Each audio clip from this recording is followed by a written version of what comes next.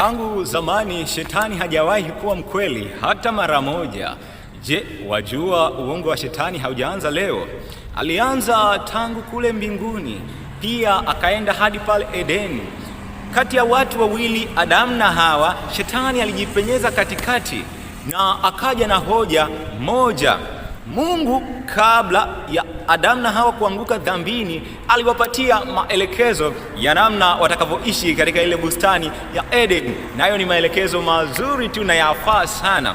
Aliwaambia kwamba mwaweza kula matunda ya yote katika bustani hii, lakini mti mmoja pekee, mti wa ujuzi wa mema na mabaya, msile wala msiguse matunda yake, maana siku mtakapokula mtakufa hakika.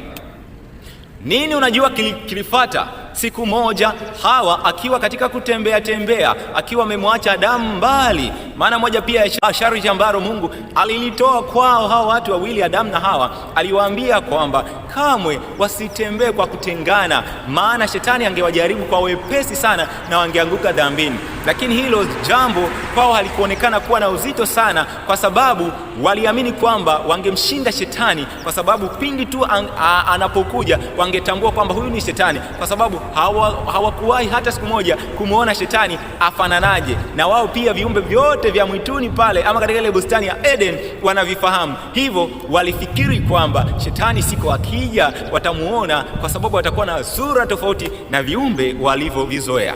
Unajua nini kilitokea? Shetani anatumia viumbe katika kupoteza watu. Shetani anaweza kumtumia mwanadamu kumpoteza mwanadamu mwingine. Aweza kutumia kitu chenye uhai ama kisicho na uhai katika kuleta madhara.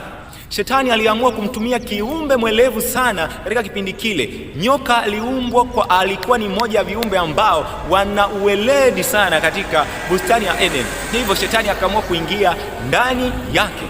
Kilichotokea ni kwamba nyoka alikuwa katika ule mti wa ujuzi wa mema na mabaya, na Hawa hiyo siku alitembea hadi kwenye ule mti na akaanza kuyatazama yale matunda akiyafikiria.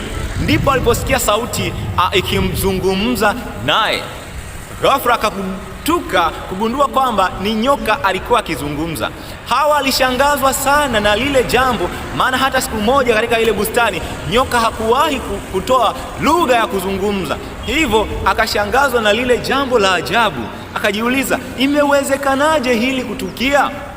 Nyoka akatoa lugha ya mazungumzo. Lugha ya kwanza ilikuwa ni kwamba ati hivi Mungu ndivyo alivyosema msile matunda yote ya bustanini? Alianza kwa swali la mtego sana, akimhitaji